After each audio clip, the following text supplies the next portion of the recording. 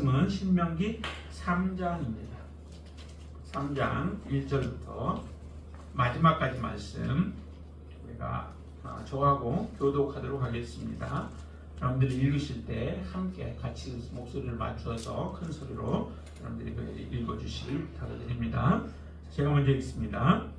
우리가 돌이켜 바산으로 올라가매 바산왕 옥이 그의 모든 백성을 거느리고 나와서 우리를 대적하여 에드레이에서 싸우자 하느니라.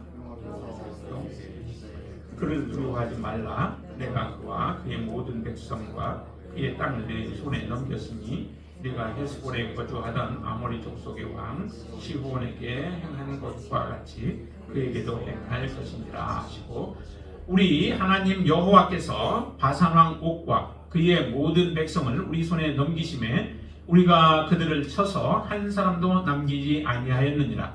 그때에 우리가 그들에게서 빼앗지 아니한 성읍이 하나도 없이 다 빼앗았는데 그 성읍이 60인이 곧 아르고 온 지방이요 바산에 있는 옥의 나라이니라.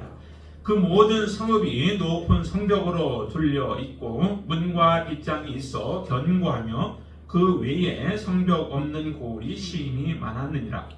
우리가 헤스본 왕 시온에게 행한 것과 같이 그 성읍들을 멸망시키되 각 성읍의 남녀와 유아를 멸망시켰으나 다만 모든 가축과 그 성읍들에서 탈취한 것은 우리의 소유로 삼았으며, 그때에 우리가 요단강 이쪽 땅을 아르고는 골짜기에서부터 헤르몬 산에까지 아모리 족속의 왕에게서 빼앗았으니 헤르몬 산을 시돈 사람은 시리온이라 부르고 아모리 사람 족속은 스닐이라 불렀느니라.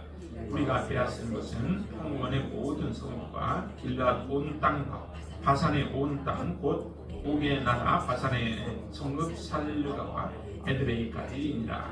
르바임 족속의 남은 자는 바산 왕 옥뿐이었으며 그의 침상은 철 침상이라. 아직도 암몬 족속의 라빠에 있지 아니하냐.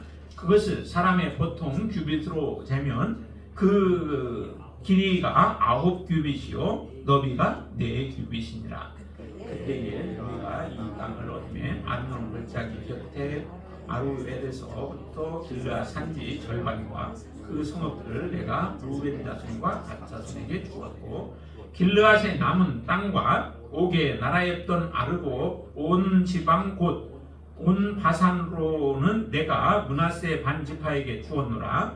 바산을 옛적에는 르바임의 땅이라 부르더니 므낫세의 아들 야일이 그술 족속과 마아가 족속의 경계까지에 아르고 온 지방을 점령하고 자기의 이름으로 이 바산을 오늘까지 하이옷 야일이라 불러오느니라.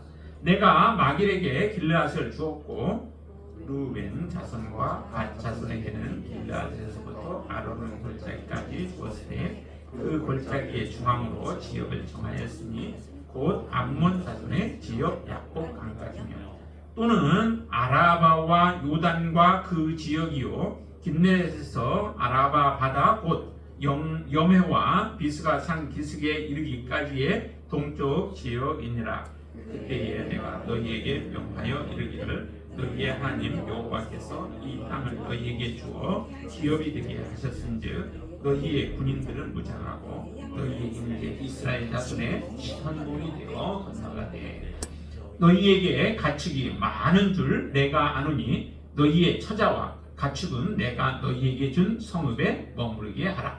여호와께서 너희에게 주신 것과 같이 너희의 형제에게도 안식을 주시니 그들도 요단 저쪽에서 너희의 하나님 여호와께서 그들에게 주시는 땅을 다 기업을 삼기에 이르거든 너희는 탁기 내가 준 기업으로 돌아갈 것이니라 하고, 그때에 내가 여호수아에게 명령하여 이르기를 너희의 하나님 여호와께서 이 두 왕에게 행하신 모든 일을 내 눈으로 보할 거니와 내가 가는 모든 나라에도 여호와께서 이와 같이 행하시리니 너희는 그들을 두려워하지 말라.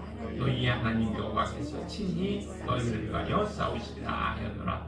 그때 내가 여호와께 간구하기를 주 여호와여 주께서 주의 크심과 주의 권능을 주의 종에게 나타내시기를 시작하셨사오니 천지간에 어떤 신이 능히 주께서 행하신 일 곧 주의 큰 능력으로 행하신 일같이 행할 수 있으니까 구하옵나니 나를 건너가게 하사 요단 저쪽에 있는 아름다운 땅 아름다운 산과 레바논을 보게 하옵소서 하되 여호와께서 너희 때문에 내게 진노하사 내 말을 듣지 아니하시고 내게 이르시기를 그만해도 족하니 이 일로 다시 내게 말하지 말라. 너는 비스가 산 꼭대기에 올라가서 눈을 들어 동서남북을 바라고 네 눈으로 그 땅을 바라보라. 너는 이 요단을 건너지 못할 것입니다. 너는 여호수아에게 명령하고 그를 담대하게 하며 그를 강하게 하라. 그는 이 백성을 거느리고 건너가서 내가 볼 땅을 그들이 기업으로 얻게 하리라 하셨느니라. 그때에 우리가 벳볼 맞은편 골짜기에 거주하였었느니라. 아멘. 자, 신명기 1장부터 3장까지는 모세가 마지막 유언을 하는 서론이라고 말씀을 드렸습니다. 그래서 서론의 마지막이 지금 3장에 해당되어지죠. 근데 오늘 본문에서는 특별히 이스라엘 백성들이 바산왕 옥이 이스라엘 백성들과 싸우려고 전쟁터에 나와서 백성들을 모으고 군대를 모아서 나와서 전쟁을 하려고 지금 모여있는 그 상황 속에서 이스라엘 백성들이 어떻게 해냈는가라고 하는 것을 우리에게 잘 말씀해 줍니다. 여러분들 혹시 전쟁을 경험한 세대도 있지만 많은 경우가 이제 전쟁을 우리가 경험해 보지 않았죠. 전쟁은 사실 목숨을 내놓고 하는 것이 전쟁이죠. 내 목숨이 언제 만약에 승리한다 해도 내 목숨이 붙어 있을 수도 있고 내가 죽을 수도 있는 그런 상황이죠. 우리나라는 승리해도 내 목숨은 붙어있지 못할 수도 있다라고 하는 거예요. 그렇기 때문에 전쟁이라고 하는 것은 정말 그 죽음 앞에 서 있는 그런 상태에서 두렵고 떨림이 있는 것이 바로 전쟁이죠. 전쟁을 하는데 나는 항상 살고 다른 사람은 죽을 것이다 라고 하는 것이 보장되어 있는 게 아니죠. 전쟁은 어느 편이 이길지를 모르는 상황이에요.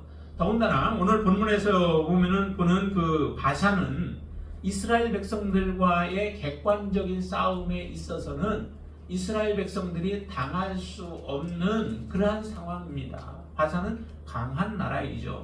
오늘 본문에서도 보면은 그 바산왕 옥에 대해서 특별히 거론을 하고 있는데 바산왕 옥이 어떤 사람이라고 얘기를 해요? 굉장한 거인이죠.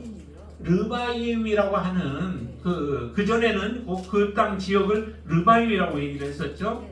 르바임이라고. 그런데 그 르바임이라고 하는 땅이라고 하는 그 말을 부르는 것은 곧 거인족이라고 하는 것을 이야기를 합니다.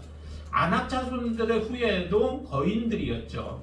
그리고 골리앗, 우리가 이미 보았던 것처럼 골리앗도 보니까 완전히 거인이었죠. 근데 여기에 바산왕 옥의 경우는 더 몰라도 컸던 것과 같아요. 왜냐하면 여기에 그 침상의 크기를 이야기를 하는데 11절에 보시면은 보통 그 규빗으로 얼마예요? 보통 규빗으로 9규빗이라고 얘기를 해요. 그리고 너비가 4규빗이라고 얘기를 하죠. 그럼 9규빗이면은 보통 1규빗은 0.45m라고 보통은 생각을 합니다.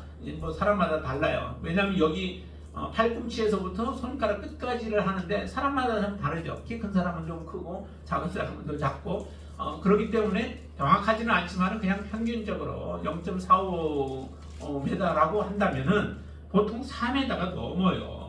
4m가 넘는 것이 지금 9규빗에 해당되어지고 그 다음에 4규빗은 1.8m, 또 폭이 1.8m에 길이가 한 4m가 넘는 침상을 사용할 정도로, 그렇다고 해서 끝에서 끝까지는 아니라고 하더라도 그의 키가 한 3m 이상은 되어지는 그런 거인이 바로 이 바산왕 옥이었다라고 하는 것을 우리가 본다면은 그 사람 한 사람만 그렇게 했어요. 많은 사람들이 거인족으로서 많은 사람들이 그와 같은 그 장대한 사람들이었던 거죠. 그래서 사람들은 이 거인 르바인 족속에 대해서 무서워하고 있었죠. 무서워하고 있고 장대한 사람들이고 키가 크다고 하고 그들은 또 악한 자들이었죠. 그렇기 때문에 많은 사람들이 이들 앞에 서는 것, 또 이들과 대치하고 있는 것 자체를 굉장히 두렵게 생각하고 있죠. 그런데도 이스라엘 백성들이 그 앞에서 헤스본 왕 시온을 죽일 때 헤스본도 그쪽 지역도 르바임 지역이고 하기 때문에 큰 사람들인데 별로 그렇게 두려움 갖지 않고 본문에는 나오는 내용을 볼 때는 그 두려움 갖지 않고 하나님이 명령하시니까 그냥 그대로 순종을 해요. 그런데 오늘 본문에서는 보니까 본문에서는 먼저 이런 말씀을 거론을 하죠. 1절에 보면은 일단 그들이 전체가 나와서 애들에 의해서 싸우려고 지금 모였습니다. 그들과 이제 하나님께서 싸우라고 명령하실 때 이런 말씀을 2절에서 하십니다. 자, 한번 2절을 같이 읽어보시죠. 여호와께서 내게 이르시되 그를 두려워하지 말라. 내가 그와 모든 백성과 그의 땅을 내 손에 넘겼으니 내가 헬소본에 거주하던 아모리 족속의 왕 시온에게 행한 것과 같이 그에게도 행할 것이니라 라고 이렇게 말씀해요. 뭐라고 말씀하세요? 두려워하지 말라라고 말씀하시잖아요. 왜 두려워하지 말라고 말씀하시겠어요? 이스라엘 백성들의 마음 가운데에는 사실은 두려움이 있었던 겁니다. 누군들 그 두려움이 없겠어요? 하나님을 전적으로 신뢰를 하면 하나님이 함께 하시고 하나님이 싸우신다라고 하는 것에 대해서 경험과 그리고 하나님에 대한 온전한 신뢰를 갖게 되어진다면은 그러면은 우리의 두려움을 몰아낼 수 있겠죠. 우리의 두려움은 내가 능력이 있어 그보다 뛰어난 능력이 있을 때 우리의 두려움은 없고 또 우리가 그를 능히 이기리라고 하는 확신이 있을 때 사실은 두려움이 없죠. 그러나 지금 이스라엘 백성들은 이 바산왕 옥과 그의 군대들을 바라볼 때에 사실은 두려움이 있습니다. 이미 한번 경험은 있죠. 시온 왕을 쳐서 무찌르고 그들을 완파한 그 경험이 있어서 많은 도움은 되어질지 몰라도 그러나 실제적으로 이들과 전쟁을 한 지금 맞닥뜨려져 있는 그 상황 속에서는 두려움이 그들 가운데 있죠. 이 두려움을 하나님에 대한 신뢰로 사실은 우리가 이겨 나아가게 됩니다. 굉장히 두려움 가운데 있을 때 하나님은 분명히 말씀하시죠. 내가 그와 그의 모든 백성과 그의 땅을 내 손에 넘겼다라고 말씀하십니다. 땅을 차지할 수 있는 것은 어떻게 우리가 차지할 수 있을까요? 나의 지략이 아니에요. 나의 모략과 계획이 아니고 나의 능력이 아닙니다. 하나님께서 넘겨주셔야만 그 땅을 우리는 차지할 수 있게 되어지죠. 하나님이 그 에돔과 모압과 암몬 다 이스라엘 백성들은 사실은 쳐서 무찌를 수 있었죠. 그런데도 하나님은 그들에게 주지 않습니다. 그 땅을 주지 않아요. 한 뼘도 한 부분도 주지 않으십니다. 그러면서 돌아가라라고 말씀을 하시죠. 반면에 강한 시혼 왕과 그 다음에 바산 옥에 대해서는 하나님이 치게 하시죠. 이 바산의 경우는 사실 이스라엘 백성들이 치고 올라가지 않아도 돼요. 왜냐하면 지금 모압 지역에 있는 지금 머물고 있는 그 지역에서 이제 요단강을 건너서 들어가면은 가나안 땅의 중심부에 해당되어지는 곳이에요. 그리고 나중에 보면은 그 여리고를 점령할 때 나중에 보면은 실제적으로 그들이 들어가는 것도 여리고 맞은편으로 들어가게 되어지죠. 그렇기 때문에 저 북쪽까지 올라가서 바산왕과 전쟁을 하지 않아도 될 그런 상황이에요. 그런데도 이스라엘 백성들은 그러지 않고 지금 바로 가나안 땅으로 들어가지 않고 그리고 바산 쪽으로 올라가니까 지금 바산왕이 내려와 가지고 지금 전쟁을 하려고 계획을 하고 있는 것이죠.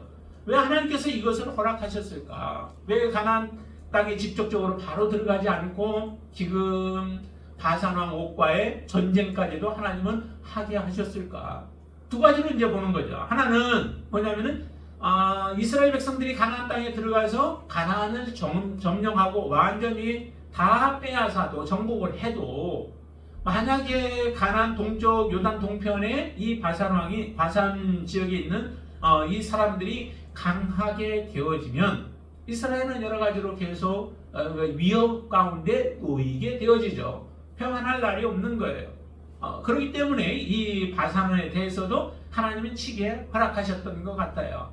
그리고 또 하나는 이스라엘 백성들이 이제 가나안 땅에 들어가서 싸워야 할 그 족속들도 어떤 족속이에요?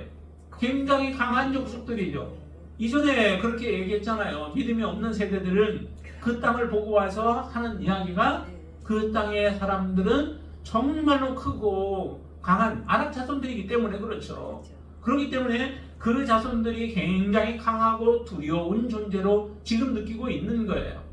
그렇지만은 그 땅을 정복하려면 담대한 믿음이 필요하죠. 그 담대함을 지금 이 시온과 바산왕 오그엘 정복하고 또 그들을 쳐서 이기는 승리를 통하여서 하나님이 어떤 분이신가라고 하는 것을 보여주고 싶으신 거죠.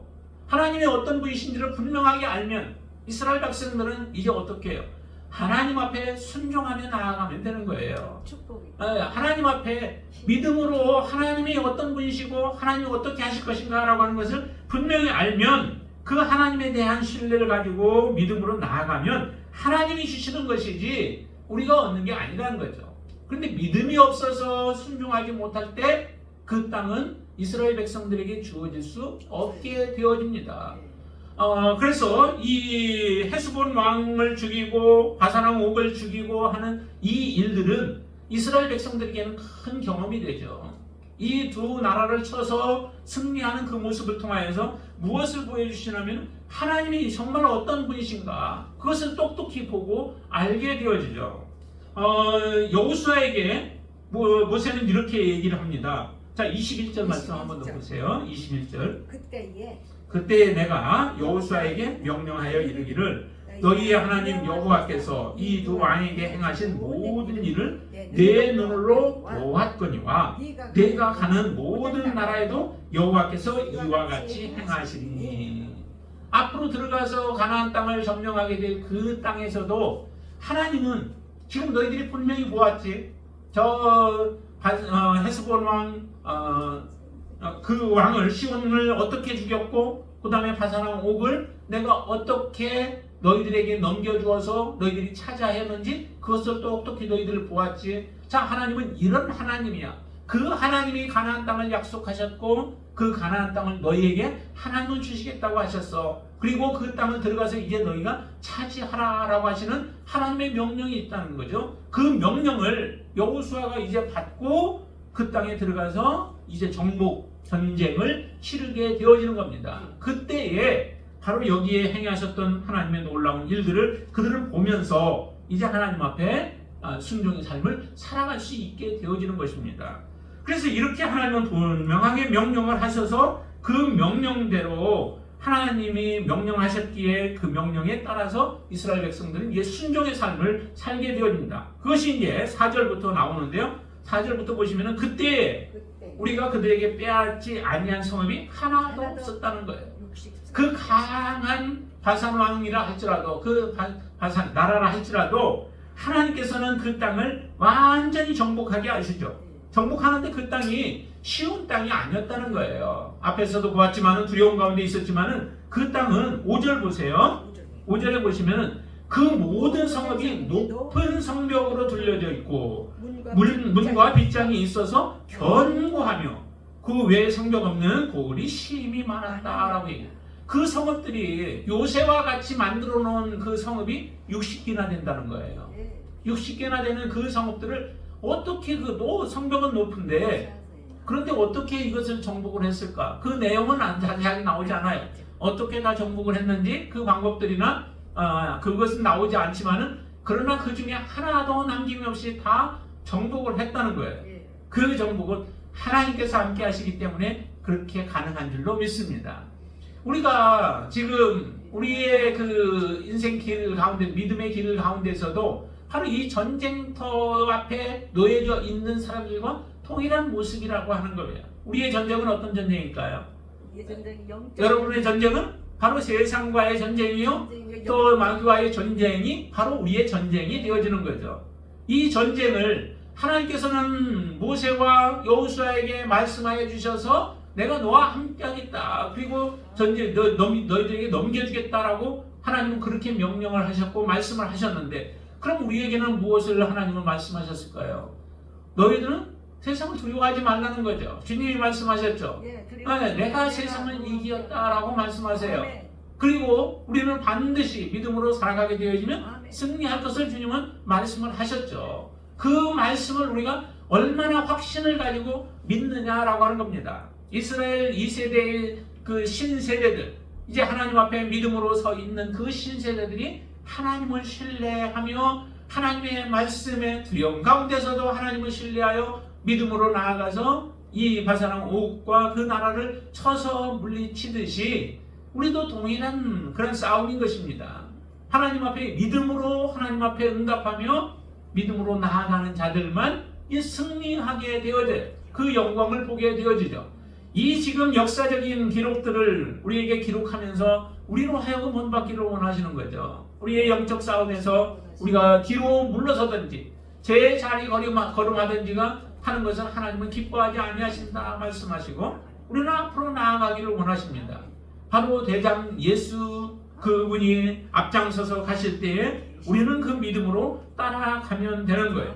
자, 그렇게 했더니 여기에 그 높은 성벽들 그리고 견고한 그 성들을 다 물리쳐서 무너뜨리고 그 다음에 6절에 이렇게 철저하게 말씀합니다. 6절을 보시면 우리가 헤스본 시온에게 행한 것과 같이 그 성읍들을 멸망시키되 각 성읍의 남녀와 유아를 멸망시켰으나 라고 이렇게 말씀하시는데, 이것은 확실히 완전히 멸망시키다라고 하는, 온전히 멸망시키다라고 하는 거예요.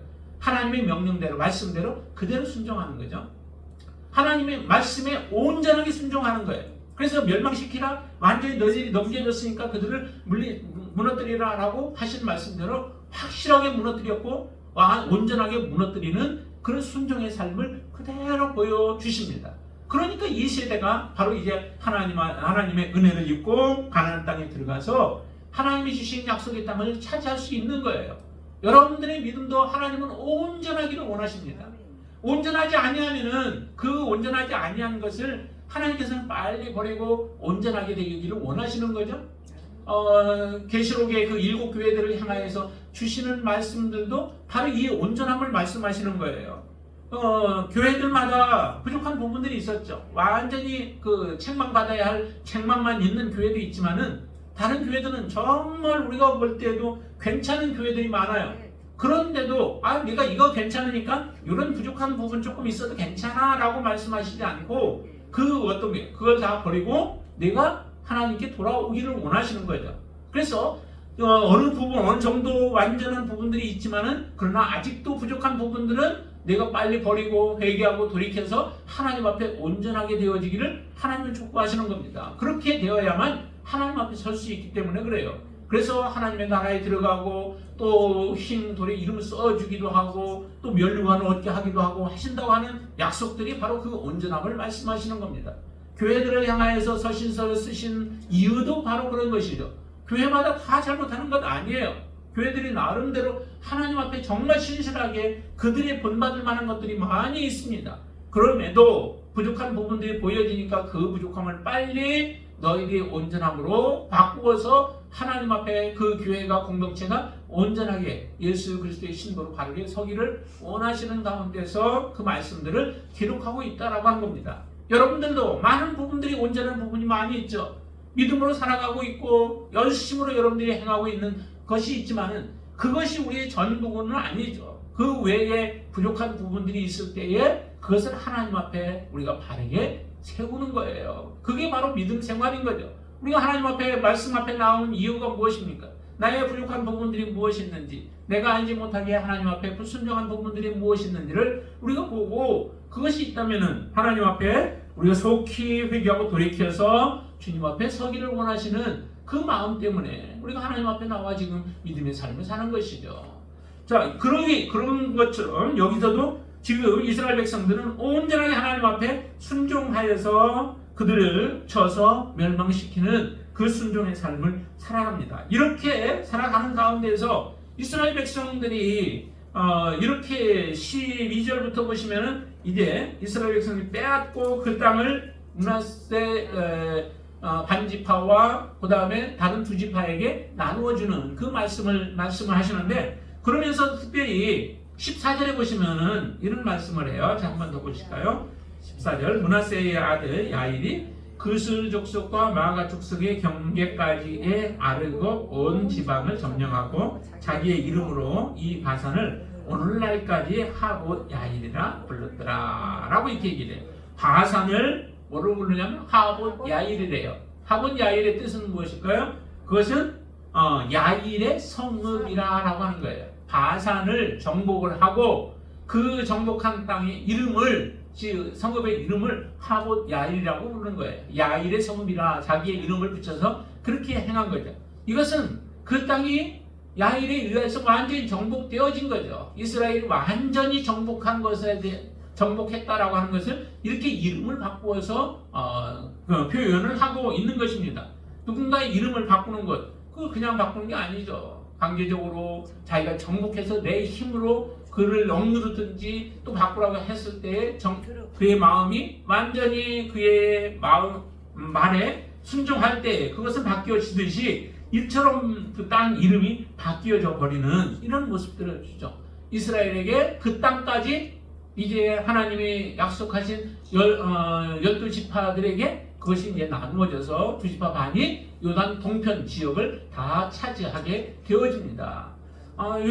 지금은 이제 그 지역이 요르단과 같은 요르단 지역에 해당되어지죠. 그 지역에 그래서 이스라엘과 요르단은 그래도 지금 굉장히 그래도 관계가 괜찮잖아요. 이스라엘을 많이 옆에서 돕는 그런 역할들을 하고 있는 형제이기 때문에 이제 그와 같은 관계가 되어진 거죠. 자, 그리고 나서 이스라엘 백성들에게 하나님은 명령을 합니다. 자, 18절 보시면은 그 12지파들에게 이제 12지파가 가서 싸워야 하는데 그 중에 두 지파 반에게 특별히 명령하는 그 명령이 그곳에 나옵니다. 그 명령은 무슨 명령일까요? 이전부터 약속을 했죠. 민수기에서 보면은 약속을 했는데 그게 약속이 뭐냐면 두 지파 반이 이쪽 지역 땅을 이제 요구하는 겁니다. 점령을 하고 나서 그 땅을 이제 자기들에게 달라라고 하는 거죠. 왜냐하면 자기들이 가지고 있는 재산이 너무 많은 거예요. 그러니까 이 재산을 다 이끌고 건너가서 싸움하고 돌아오기는 굉장히 버거운 거죠. 그러니까 그 재산과 자녀들은 아내와 그 아이들을 거기다 남겨두고, 그리고 이제 장정들은 무장하고 건너가서 싸우겠다라고 하는 그런 약속을 했는데 그 약속을 그대로 이행하라는 거예요. 왜냐하면 아직 이 두 지파 반이 만약에 그냥 머물러 앉게 되어지면 어떤 일이 벌어질까요? 하나님이 주신 하나님의 약속의 땅을 점령하는 데에 큰 방해가 되어지죠. 왜냐하면 사기를 걷게 돼요. 우리는 다 땅 차지했으니까 그냥 우리는 여기서 편안하게 지낼 거야 라고 한다면은 앞으로 9지파 반이 나가서 싸우는데 얼마나 그 힘들겠어요. 그 땅은 더욱더 강대한 그런 땅이고 백성들인데 그들을 점령하기가 굉장히 힘들게 되어지죠. 그래서 이 모세는 그들에게 명령을 합니다. 너희들이 먼저 선봉에 서서 마지막 그 정복 다 할 때까지, 그들이 안식을 얻을 때까지 나아가서 먼저 앞장서서 싸우라라고 하는 겁니다. 그렇게 되어지면 너희들은 그 다음에 이제 너희들 땅으로 다시 돌아오도록 그렇게 하겠다라고 하는 그런 말씀을 주실 때에 이 두 지파 반이 그에 흔쾌히 승낙을 합니다. 자기들은 이미 땅을 차지하여 얻었지만은, 가나안 땅을 얻고 있지만은, 그러나 그들은 그 자리에 머물러 있지 않습니다. 자기의 동족들을 위하여서 함께 나아가서 싸우, 그것도 앞장서서 선봉해서, 자기들이 죽을 수도 있지만은 그러나 앞장서서 나가서 싸우겠다라고 하는 그러한 약속을 그대로 순종하게 되어지죠. 참 믿음은 이 순종인 것 같아요. 믿음이라고 하는 것은 그대로 순종하는 거죠. 내가 약속한 것을 그대로 이루어가는 것, 그것이 바로 믿음이죠. 여러분들은 처음 예수 그리스도와 어떤 약속을 했어요? 주님을 만났을 때 나는 이제 예수 그리스도가 나의 주인이시고 나는 당신의 말씀대로 순종하며 살아가겠습니다. 내 뜻대로 살지 않겠습니다. 이제 나는 죽고 내 안에 예수 그리스도께서 사셔서 나의 삶은 주님을 위한 삶입니다라고 하는 그런 고백을 여러분들이 하셨죠. 그게 하나의 약속이죠. 이스라엘 백성들도 하나님과 언약을 맺으시잖아요. 시내산에서 언약을 맺으시죠. 그때 뭐라고 그래? 나는 너희의 하나님이 되고 너희는 내 백성이 된다는 거예요. 거룩한 백성이 되어져서 하나님 나라와 제사장 나라의 역할을 감당하도록 그 언약을 맺어서 그 언약식이 이루어지게 되어지죠. 그 이후에 이스라엘 백성들은 그 언약을 온전하게 지켜요? 아니죠. 그러다 보니까 그들은 광야에서 죽어 나아가는 일들이 벌어지게 되어진 거예요. 하나님 앞에 우리가 믿음으로 예수 그리스도를 믿음으로 우리가 고백을 한 이후에도 우리의 삶이 온전한 걸 하나님 앞에 서지 못할 때가 참 많잖아요. 그 부족한 부분들을 하나님이 우리에게 기회를 주셨을 때, 주님이 오시기 전 우리에게 기회를, 주님이 오시기 전까지는 아직 기회가 그래도 있는 거예요. 그 오시기 전까지 언제 오실지 모르지만은, 그리고 도적과 같이 오시지만은, 그래서 우리는 항상 깨어 있어야 하는 삶을, 믿음의 삶을 살아야만 되는 것이죠. 그때까지, 그 오시기까지 우리는 온전한 믿음으로 세워져서 하나님을 섬기는 그 삶을 우리가 살아가야 되죠.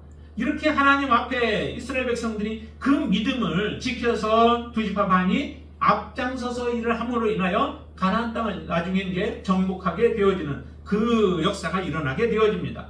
자, 그리고 모세는 또 여호수아에게 명령을 하시죠. 아까 읽었던 21절과 그 다음에 22절 말씀 같이 한번 읽죠.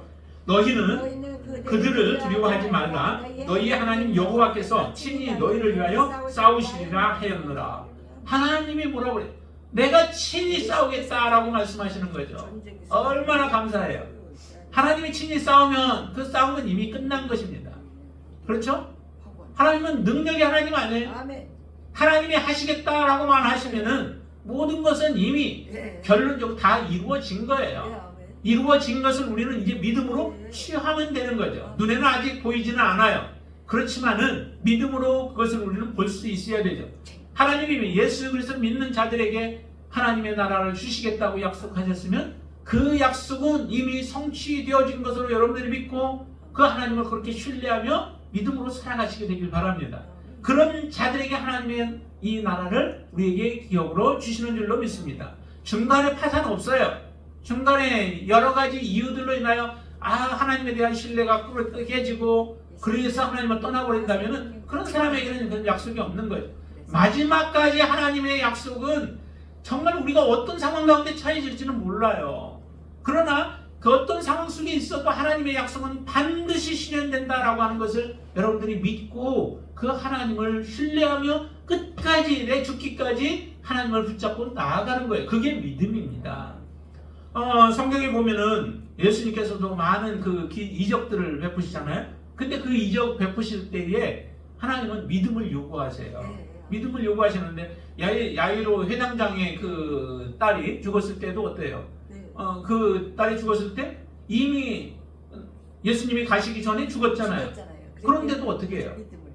가서 믿음, 하나님 그 믿음 보시고 그리고 나서 그들을 살리시는 그 역사가 일어나잖아요. 나사로가 죽었을 때 어땠나요? 나사로는 이미 죽어서 썩어서 냄새가 나요. 예수님이 죽으신 아프다고 할 때 소식을 들었는데도 이틀이나 더 머무르시죠. 그러고 나서 가십니다.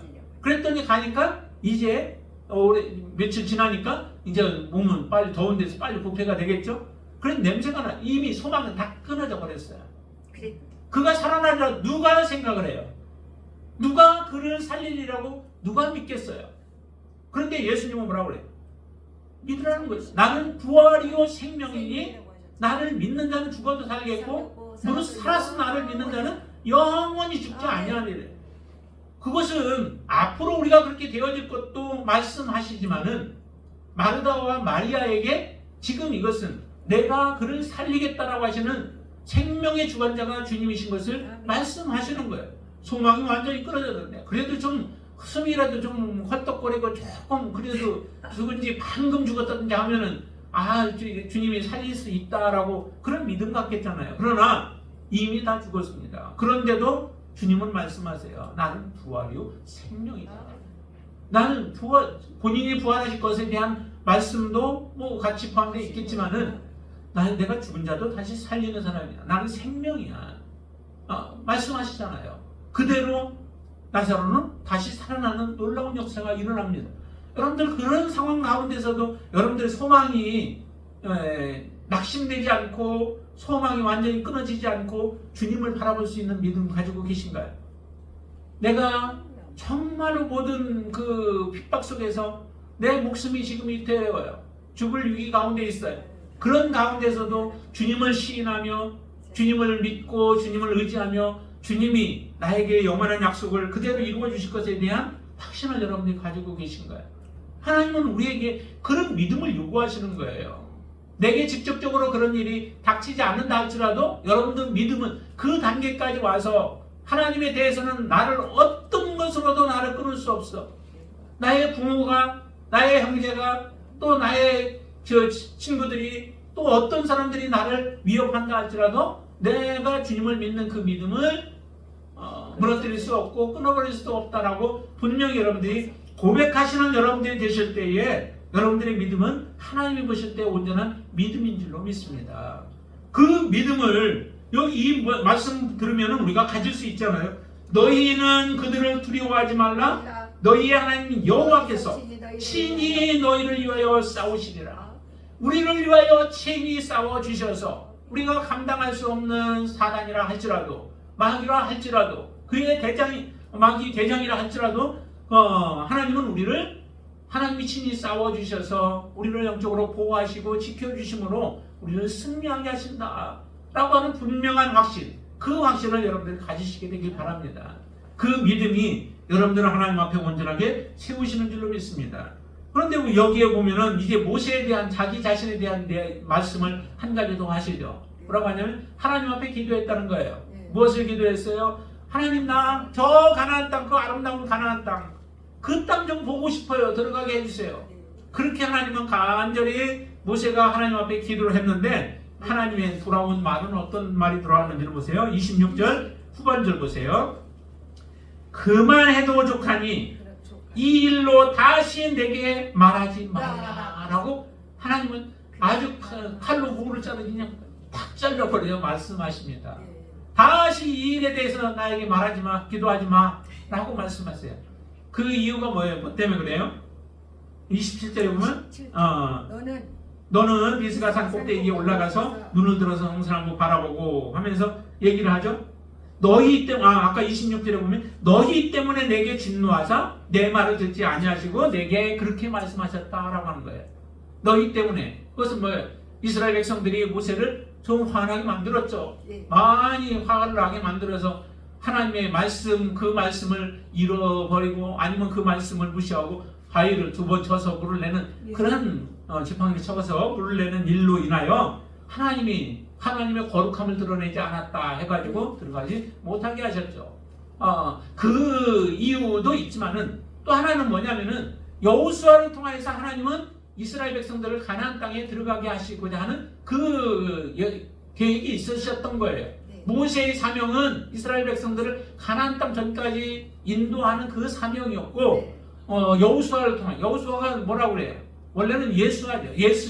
예수인데 예수가 우리를 구원의 길로 인도하듯이 그와 같은 동일한 그 예표예요. 그래서 여호수아를 통하여서 이스라엘 백성들을 가나안 땅으로 인도하고자 하셨던 하나님의 그 계획인 거죠.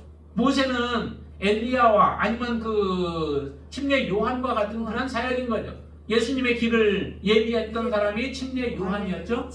그 침례 요한처럼 이스라엘 백성들을 그 광야 가운데서 이끌어내어서 그 험난한 이스라엘 백성들을 바로 가나안 땅 들어가기 전까지 인도하는 그 역할을 하고 들어가는 분은 바로 여호수아를 통해서 이스라엘을 새 세대를 이끌어가는 이 역할을 하도록 하기 위하여 하나님은 그렇게 말씀하셨던 거죠. 그래서 더 이상 그에게 기도하는 것조차도 허용치 않습니다. 이 내용들을 우리가 보면서 한 가지 우리가 봐야 할 것은 하나님 앞에 온전한 순종이라고 하는 거예요.